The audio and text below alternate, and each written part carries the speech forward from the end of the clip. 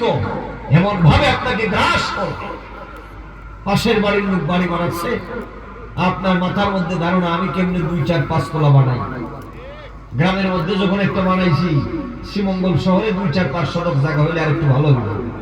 কথা কোন ঠিক কিনা? তো এবার গ্রামের জায়গার ডিসিমেল হচ্ছে, শতক হচ্ছে 1 লক্ষ টাকা, শ্রীমঙ্গল শহরের জায়গা হচ্ছে 10 লক্ষ টাকা। তো টাকার পরিমাণ তো বেশি। তো এবার এগুলা কামাই করতে হলে 2 হাতে আমাকে এদিক সেদিক করতেই হবে। দেখেন শয়তান আপনাকে ধোঁকায় ফেলে কিভাবে। এবার শ্রীমঙ্গল শহরে একটা বাড়ি করলেন, শয়তান আপনাকে মনে মনে দেয়, বেটা সিলেট শহরে জনগণ বাড়ি করে, তুই শ্রীমঙ্গল থেকে কি করবি? ঢাকায় গিয়ে বসুন্ধরা একটা বাড়ি করে। আর এই বাড়ির ধান্দা চিন্তায় আপনার জীবন শেষ। চুল দাড়ি পাকা শুরু হয়েছে, শরীরের অর্গানগুলো দুর্বল হয়ে যাচ্ছে, আপনার মৃত্যু খুব নিকটবর্তী হয়ে যাচ্ছে। এইরকম ধোঁকায় যদি কোনো ব্যক্তি পড়ে, আল্লাহ রাসূলকে ভুলতে তার বেশি দিন লাগবে না। এজন্য প্রিয় ভাই সব, আজকের বিষয়টার মূল বিষয় হচ্ছে কি জানেন? পরকালীন জীবন আমাদেরকে ইয়াদ রাখতে হবে।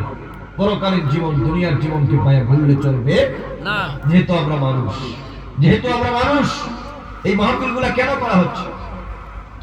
লক্ষ লক্ষ টাকা খরচ করেছেন, আমাদেরকে আপনারা হাজার হাজার টাকা সম্মানই দিবেন, সিন্নির ব্যবস্থা করেছেন। এই প্রচন্ড ঠান্ডার মধ্যে আপনারা এসে বসেছেন। যুবক, এখান থেকে কিছু বাড়ি নিয়ে যাওয়ার দরকার আছে। কথা তো আমাদের নয়, কথা হচ্ছে আমার আল্লাহ, আমার দয়াল নবী। অতএব সব কথার মূল কথা হচ্ছে আমাদের এই জীবনই শেষ জীবন নয়। এই জীবনের পরে এমন একটা জীবন আছে, যেই জীবনে আমাদেরকে যে দুনিয়ার সব কাজের, প্রত্যেকটা কাজের হিসাব আল্লাহর দরবারে দেওয়া লাগবে। ডান হাত তুলে বলো ঠিক কিনা?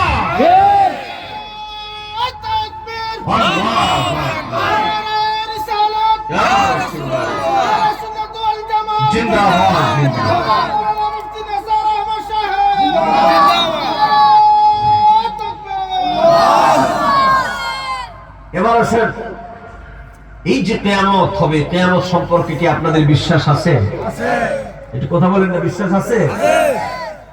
সব যে শেষ হয়ে যাবে, বিশ্বাস আছে তো? এই মর্মে আসেন, আমি আপনাদের সামনে সূরা নিসা 87 নম্বর আয়াতখানা আমি তেলাওয়াত করেছি। আল্লাহ পাক কি বলছেন শুনেন, অতি সংক্ষেপে বলেন। আল্লাহ পাক বলেন, বান্দারে, আমি হচ্ছি তোমাদের সেই আল্লাহ পাক, যে আল্লাহ তোমাদেরকে সৃষ্টি করেছি। ও যুবক, আমার মুরব্বী বাবাজিরা, পর্দানিশীল মা এবং বোনেরা, যে যেখানের মধ্যে আছেন, আমার সাথে একটু মহব্বতে বলুন, এই পৃথিবীর মধ্যে আমরা ছিলাম না। এই পৃথিবীতে আমাদের জীবন যিনি দিয়েছেন, তার নাম কি? তুমি রহমান, তুমি মেহেরবান। বলো না যুবক, তুমি রহমান, তুমি মেহেরবান। পাপী গহনা তব শান, অন্ধ বুঝে না তব শান। তুমি রহমান, তুমি মেহেরবান। গলা ছেড়ে দিয়ে বলেন, তুমি রহমান, তুমি জনম জনম যদি গাহি তোমার মহিমা গাওয়া শেষ হবে না। ঠিক না বলো? জনম জনম যদি গাহি তোমার মহিমা গাওয়া শেষ হবে না। দয়া করো হে প্রভু, দয়া করো হে প্রভু, তুমি দয়াবান, তুমি রহমান, তুমি মেহেরবান। তুমি রহমান, তুমি মেহেরবান।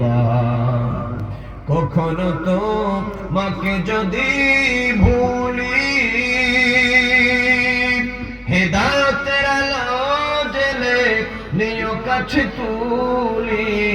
ঠাই দিও হে প্রভু, ঠাই দিও হে প্রভু, তুমি দয়াবান, তুমি রহমান, তুমি মেহেরবান। মেহেরবান। আল্লাহু আকবার।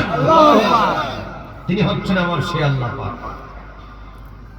সে আল্লাহ পাক বলছেন, বান্দারে শোনো, আমি তোমাদের জীবন দিয়েছি, আবার তোমাদেরকে মৃত্যু দিব, আবার তোমাদেরকে হাসরের ময়দানে আমি একত্রিত করব এবং কিয়ামতের ময়দানে আমি অবশ্যই কায়েম করে দেব। কোন সুবহানাল্লাহ। এতে বিন্দু পরিমাণ কোনো সন্দেহ নাই। এই জন্য আল্লাহ পাক বলেন, বান্দা শুনে রাখো, আল্লাহু লা ইলাহা ইল্লাহু লা ইয়াজমা'আন্নাকুম ইলা ইয়াউমিল কিয়ামাতি লা রাইবা ফীহি ওয়া মান আসদাকু মিনাল্লাহি হাদীসা। জোরে বলুন আল্লাহু আকবার। আল্লাহু আকবার। বলুন ইয়া রাসূলুল্লাহ। ইয়া রাসূলুল্লাহ। ও আমার কুঞ্জবনের জনতা, আমার যুবক বন্ধুরা, মুরব্বী বাবাজিরা, মনটা নরম করে গভীর রাতে আল্লাহর কথাগুলো শুনেন। সূরা নিসা 87 নম্বর আয়াতে আল্লাহ পাক বলেন, বান্দারে আমি তোমাদের সে আল্লাহ, আল্লাহু লা ইলাহা ইল্লাহু, আমি হচ্ছি তোমাদের সে আল্লাহ, যে আল্লাহ ভিন্ন পৃথিবীর মধ্যে কোনো রব নাই, কোনো মাবুদ নাই, কোনো জীবনদাতা নাই, হায়াতদাতা নাই, মওতদাতা নাই, রিজিকদাতা নাই, বিধানদাতা নাই। কথা বুঝে থাকলে জবাব দেন, সব যিনি দেওয়ার মালিক তার নাম কি? আল্লাহ। এরকম নয় রে যুবক, ও যুবক আমার মুরব্বী বাবাজিরা, মহব্বতের সাথে গভীর রাতে আল্লাহর নামটা এমন ভাবে নেন যেন আমার মহান রব জীবনের গুনাহগুলো মাফ করে দিয়ে আমাদের উপর যেন খুশি হয়ে যান। সকলে ঈমানের সাথে কথা বুঝে থাকলে জবাব দেন, সব যিনি দিবেন তার নাম কি? আল্লাহ। আল্লাহ আল্লাহ লা ইলাহা ইল্লাল্লাহ লা ইলাহা লা ইলাহা ইল্লাল্লাহু মুহাম্মাদুর রাসূলুল্লাহ। সকলে পড়েন সাল্লাল্লাহু আলাইহি ওয়াসাল্লাম।